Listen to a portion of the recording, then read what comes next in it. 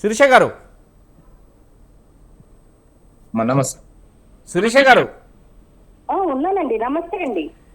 ఎలా చూడొచ్చండి? ఇప్పుడైతే టాలీవుడ్ నిర్మాతల మండలి కార్మికుల మధ్య వివాదం ముదిరింది. ఈ నేపథ్యంలోనే 13% ఖచ్చితంగా మాకు వేతనాలు పెంచాలంటే మాత్రం కాదు, కుదరదు, 5% అండి. ఇటు అటు చూసి ఇది మొత్తం మీద సినిమాకు సంబంధించినటువంటి నేపథ్యంలోనే మెగాస్టార్ చిరంజీవి ఇంటి గడప కూడా దొక్కింది.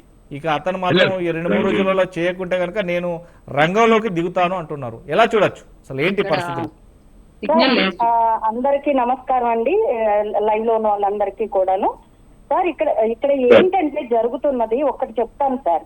మేము ఆర్టిస్టులు చాలా కష్టపడతాం, కాదనట్లేదు. అలాగే నిజం చెప్పాలంటే ప్రొడ్యూసర్స్ కూడా మనం అంటలేదు సార్. వాళ్ళు చాలా డబ్బులు ఖర్చు పెట్టుకొని మరి పెద్ద పెద్ద సినిమాలు కావచ్చు, చిన్న సినిమా వాళ్ళు కావచ్చు, చిన్న ప్రొడ్యూసర్స్ కావచ్చు, వాళ్ళు చాలా ఖర్చు పెడతారు సార్. డబ్బు చాలా ఖర్చు పెడుతున్నారు, కాదనట్లేదు. కానీ ఆ డబ్బు ఎటు వెళ్తుంది అనేది కూడా ఒక్కసారి ప్రొడ్యూసర్స్ అందరూ కూడా ఒకసారి ఆలోచించండి సార్. అంటే అక్కడి నుంచి ప్రొడ్యూసర్స్ పెట్టే ఖర్చు మా దాకా రావట్లేదు సార్. నేను చెప్పాలనుకుంటుంది మీకు అర్థమవుతుందో లేదో, ఈ మధ్యలో కాస్టింగ్ అనేది ఒకటి వచ్చి ఈ అక్కడ ఒకవేళ ఒక ఆర్టిస్ట్ కి 8,000 అని చెప్పి తీసుకుంటే మా దగ్గరకి ఎంత సార్ 2,000 రావడం కూడా ఎక్కువగా ఉంది సార్.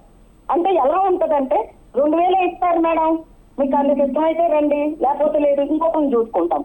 ఇక్కడ మేము కూడా ఈ అంటే నేను అని కాదు, ఎవరైనా సరే ఆర్టిస్టులు కూడా ఏం ఆలోచిస్తున్నాం, మనం వెళ్తే కానీ మనకి ఇల్లు జరగదు, మన సంసారం మనం కష్టపడుతున్నాం రావాలి సార్. మధ్యలో ఇక్కడ ఎలా ఉంటుందో మేము, అమ్మో నేను వెళ్ళకపోతే, నేను ఒప్పుకోకపోతే ఇంకొకరికి వెళ్ళిపోతారు, నాకు ఉండదు, నా ఫ్యామిలీ ఎలా రన్ చేసుకోవాలి? సో తప్పక చాలా మంది ఆర్టిస్టులు 1,700 ఇస్తానన్నా, 2,000 ఇస్తానన్నా కూడా ఈ రోజుకి అంత వచ్చినా చాలు అని వెళ్ళిపోయే ఆర్టిస్టులు ఉన్నారు.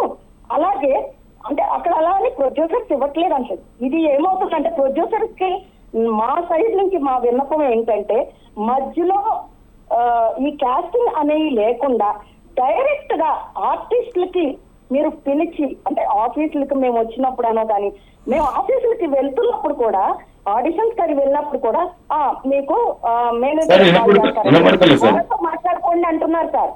ఇక్కడ ఏమవుతుంది, మా దాకా మాకు రావట్లేదండి. ఇక్కడ పెద్ద పెద్ద ఆర్టిస్టులు అందరూ వాళ్ళది బాగుంటుందండి, అగ్రిమెంట్లు రాసుకుంటారు, వాళ్ళదంతా వేరుగా ఉంటుంది. అలానే మళ్ళీ చిన్న చిన్న జూనియర్స్ కి ఏ రోజు ఆ రోజు పేమెంట్లు ఉంటాయండి. కానీ మా దగ్గరకు వచ్చేటప్పటికి ఎలా ఉంటుందంటే ఏ రోజు ఆ రోజు పేమెంట్స్ ఉండవండి. ఆ ఇచ్చే కొంచెం కూడా 40 days తర్వాత అంటారండి. ఈ 40 days మళ్ళీ ఆ 40 days తర్వాత కూడా ఈ లోపు ఈ మధ్యలో ఉన్న మేనేజర్స్ మారిపోతారు, వేరే వాళ్ళు వస్తారు, ఏదన్నా వాళ్ళకి ఇష్యూస్ వచ్చి మారిపోతే ఈ మధ్యలో ఉన్న వాళ్ళు ఏం చేస్తున్నారు, నాది కాదమ్మా, మీరు ఏ మేనేజర్ ద్వారా వచ్చారో వాళ్ళని అడగండి అంటారు. సో చివరికి ఏమవుతుంది, మాకు డబ్బులు కూడా సరిగ్గా మా చేతి దాకా రావట్లేదు సార్. ఆ వచ్చే కొంచెం కూడా రావట్లేదు సార్. ఇక మేము అడుగుతున్నది ఎంత సార్, 30% పెంచమంటున్నాం. అది కూడా ఏంటంటే మేము బతకాలి కదా సార్, మధ్యలో వాళ్ళం కష్టపడుతున్నాం. పొద్దున్న లెగుస్తాం సార్, 4 లెగుస్తాం సార్.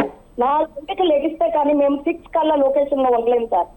మరి నైట్ ఏ టైం అయినా సరే మళ్ళీ మేము ఇంటికి వచ్చేటప్పుడు మళ్ళీ ఇంటికి వచ్చి మేము 1K వేసుకొని పెట్టుకొని సార్, ఇక్కడ మా కష్టం ప్రొడ్యూసర్ దాకా వెళ్ళట్లేదు సార్. అది మాది, మేమేమి ఇక్కడ ఇది కాదు సార్. మేము రిక్వెస్ట్ చేసుకుంటున్నాం, కొంచెం పెంచమంటున్నాం. ఎందుకు ఆ పెంచేది కూడా మా దాకా అందేలాగా ప్రొడ్యూసర్స్ ప్రతి ఒక్కరు ముందుగా ఆలోచించాల్సింది, ఆర్టిస్టులకి డైరెక్ట్ గా మీరు అవకాశాలు ఇవ్వండి సార్. మీరు ఇచ్చే కొంచెం మా దాకా అందుతుంది.